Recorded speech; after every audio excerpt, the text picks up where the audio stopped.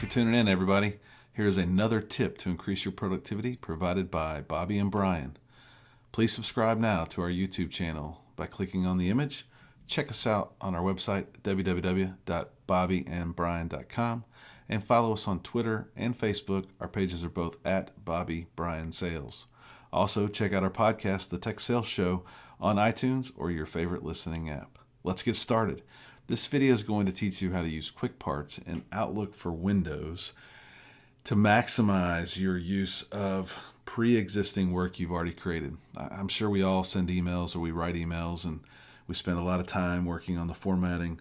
QuickParts is going to help you quickly, no pun intended, use that same formatting over and over again. I most often use this for follow-ups with my customers. And just as an example, check out this email here.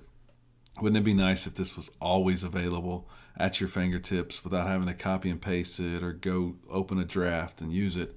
Well, I'm going to teach you how to do that. If you create an email with this content or any content that you want, I'm going to show you two examples today.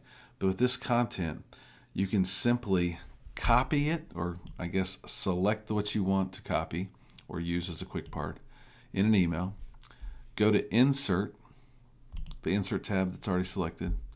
Choose QuickParts and save it to your QuickPart gallery. Most people aren't aware of this feature in Outlook. But if I do that, I'm going to call this Follow Up. And it's going to go to my QuickParts gallery. It's just going to be under a general category, and I'm going to say OK. Now what I've done is I have saved this to the gallery so that every time I want to, I can come up here and click it in any new email. And I also have the ability to use those letters that I put in there, FOLLOWUP, to insert it almost like autocorrection in Outlook as well. So assuming this is what I want every time I send a follow-up to a customer, I can simply start a new mail message by going to New Mail. And from here, typing in customer name, maybe, dash meeting follow-up. And below, I can either come up here again to insert and go QuickParts and insert it. Boom, it's there. And all the formatting works. The question marks are fairly important if you're using bullet styles so that they don't disappear or don't think that there's something on that line. It's easy just to come back here and delete that when you want to. The other option that I mentioned earlier is to just choose those letters. So if I start typing FLL, you'll see that little bubble pop up. If I hit the enter key, that text is inserted as well. It's really simple to put in someone's name and then a short message. Thanks for taking time, blah, blah, blah. And then recap any actions. Bobby,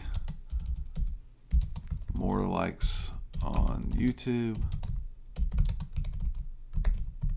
Boom. We need Brian to invite more people and create more videos. So that way you have what you need and can simply use it over and over and over again.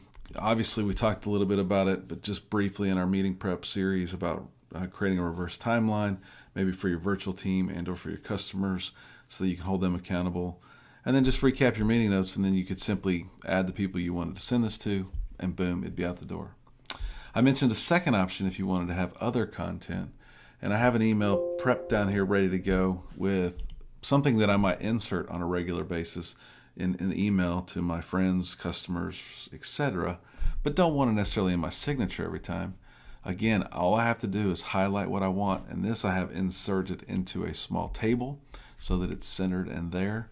I can come back up here to Insert, QuickParts, and save to the gallery. I will call this BB Podcast. Again, I want to kind of use that as autocorrect, so I don't want to put necessarily something that I'm really going to use, like the word podcast every time, because then that might correct every time. So I say OK, and again, come back here to Outlook, start a new message, jump down into the body. I've written a bunch of text to somebody, and I want to tell them to visit our podcast. So I just start typing those letters again, BB Podcast, hit enter. That's there every time. That could be content for an event you have going on. That could be information about a specific product. You could have bunches of those teed up in your Outlook, ready to go, making your follow-up and your content to share with your customers, partners, and coworkers much, much easier to insert. Now, we're doing this in Outlook 2016 for Windows. Unfortunately, it's not quite there yet for the Mac, but there is a little simple workaround, and I'll create a video if you guys ask for it. But use the signatures feature in Outlook for Mac and create similar text that you want to insert in your emails, and just choose to insert a signature. That's the only workaround that's working today in Mac. They say the feature's coming in a future release. We'll see if that happens. But hopefully you liked this short video on QuickParts. Don't forget to check us out online. Hopefully you found this valuable.